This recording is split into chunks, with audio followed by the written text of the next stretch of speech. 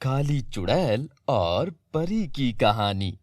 गोपाल नाम के एक राज्य में दो पति पत्नी प्रिया और विराट अपनी एक बेटी संजना के साथ रहते थे। संजना के पिता आम के व्यापारी थे। वो हर रोज जंगल में जाकर आम तोड़ते और बाजार जाकर बेचा करते थे। वो हंसी खुशी अपना जीवन संपन्न कर रहे थे कि एक दिन एक काली चुड़ैल उस राज्य में आ जाती है। विराट को तोड़े हुए आम ले जाते हुए देख लेती है। वाओ, लगता है वो समय आ चुका है जब मेरी मनोकामना पूरी होने वाली है। अब मुझे तुरंत ही आम के पेड़ का पता लगाना है। वो चुड़ैल अपनी जादुई झाड़ू पर बैठकर उड़ती हुई जंगल में निकलती है और चुड़ैल की नजर जब आम से लदे पेड़ पर पड़ती है तो उसकी लार टपक जाती है। वो तुरंत ही नीचे उतर जाती है और आम के पेड़ के पास पहुंच जाती है। अरे वाह, क्या ही बढ़िया पेड़ है। मैं आज से इसी पेड़ पर रहूंगी और शांति से जीवन व्यतीत करूंगी। अब तो मुझे किसी परी का भी कोई डर नहीं रहा है। वो चुड़ैल बहुत मजे से आम के पेड़ से बहुत सारे आम तोड़कर उनका रस निकालकर पीने लगती है। ढेर सारा आम रस पीकर उसका मन नहीं भरता। वो कहती है, ऐसा शानदार और रसीले आम का रस तो मैंने अपनी जिंदगी में कभी नहीं पिया है। ये स्वादिष्ट सा आम तो मुझे बहुत पसंद आया है। मैं रोज इन आम का रस पिया करूंगी। वो चुड़ैल हर रोज आम का रस पीती।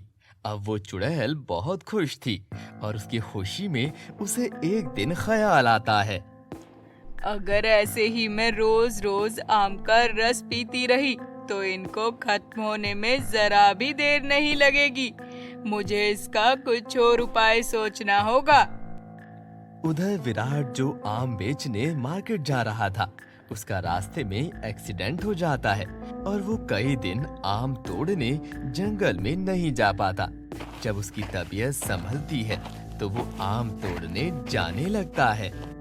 पिताजी, आपकी तबीयत कुछ ठीक नहीं है। आप कुछ दिन और आराम कर लो, फिर आम तोड़ने चले जाना।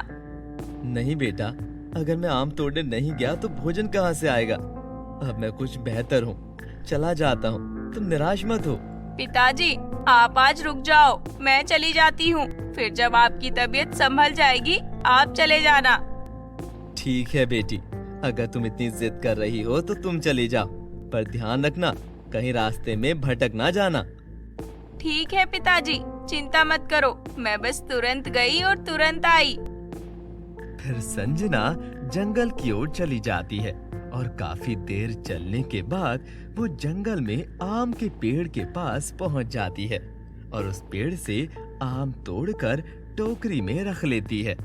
संजना आम तोड़कर वापस आने लगती है तो चुड़ैल, जो बहुत मजे से पेड़ के पास सो रही थी, उसकी आँख खुल जाती है और वो कहती है, अरे ये कौन खड़ूस लड़की है। इसने मेरी नींद खराब कर दी और तो और मेरे पेड़ से आम भी तोड़ कर ले जा रही है। इसकी इतनी हिम्मत। चुड़ैल गुस्से से सोचती है और संजना को आवाज देती है, ए लड़की, रुक जा और ये आम तोड़कर कहाँ ले जा रही है, वो भी मुझसे अनुमति के बगैर। कौन है यहाँ? कौन है? कौन बुला रहा है? डरपोक लड़की, मैं हूँ काली चुड़ैल। तुमने मेरे पेड़ से आम चुराए हैं।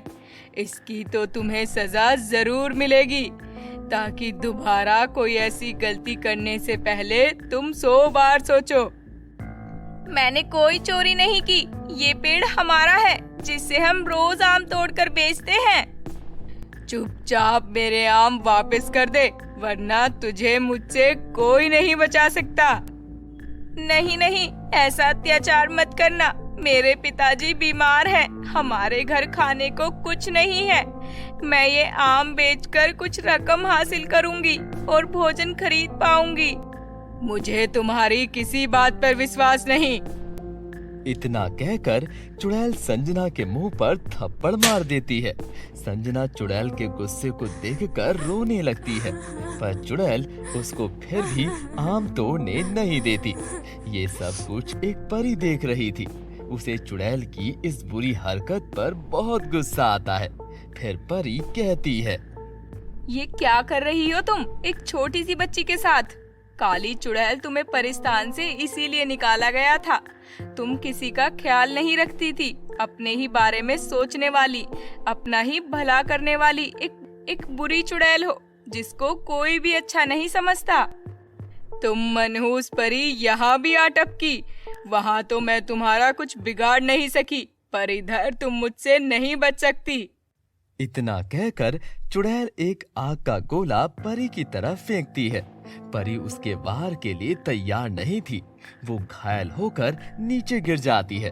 संजना जो ये सब देख रही थी, डर के मारे रोने लगती है। तुम्हारी मदद के लिए आई परी का तो काम हो गया, अब तुम्हारी बारी। मुझे मत मारो, तुम्हें क्या मिलेगा मुझे मारकर? तुम्हें मारकर तुम्हारा खून पीने से मैं और शक्तिशाली बन जाऊंगी, इसीलिए मरने के लिए तैयार हो जाओ। चुड़ैल संजना को रोते हुए देखकर हंसते हुए कहती है। फिर दो परियां प्रकट होती हैं। फिर घायल परी को जादू से तुरंत ठीक कर लेती हैं। चुड़ैल इतनी सारी परियों को देखकर दंग रह जाती है और मन में सोचती है, इतनी सारी परियां कहाँ से आ गईं? इन सब के सामने तो मेरा जादू काम नहीं करेगा। इससे पहले ये मुझ पर हमला कर दें, मुझे यहाँ से फरार हो जाना चाहिए। इससे पहले कि चुड़ैल फरार होती, एक परी अपनी जादुई छड़ी से उसके सामने आ जाती है। हाँ भाई काली चुड़ैल, कहाँ भागने की सोच रही हो? तुम्हारी आजादी के दिन खत्म हुए, अब मरने के लिए तैयार हो जाओ। नहीं, तुम सब मुझे नहीं मार सकते, मैं तुम सबको खत्म कर दूंगी। फिर दूसरी परी सामने आती है और कहती है, खात्मा तो तुम्हारा हो गया काली चुड़ैल। हमने तुम्हें एक मौका देकर गलती कर दी थी। तुम इस लायक ही नहीं थी कि तुम्हें क्षमा किया जाए। फिर सारी परियां चुड़ैल के आगे खड़ी हो जाती हैं। अब चुड़ैल देखती है कि उसे कोई नहीं बचा पाएगा। वो तुरंत माफी मांगने लगती है। मैं दोबारा किसी को तंग नहीं करूंगी, मुझे आखिरी मौका दे दो। तुम अपना मौका जाया कर चुकी हो, अब कोई माफी नहीं। फिर परियां आग के गोले उस पर बरसाती हैं, तो चुड़ैल जलकर राख हो जाती है। आप सबका बहुत बहुत धन्यवाद अच्छी परियों। आपके कारण मुझे और गांव वालों को भी काली चुड़ैल से मुक्ति मिल गई है। इतना कहकर संजना घर की ओर चली जाती है।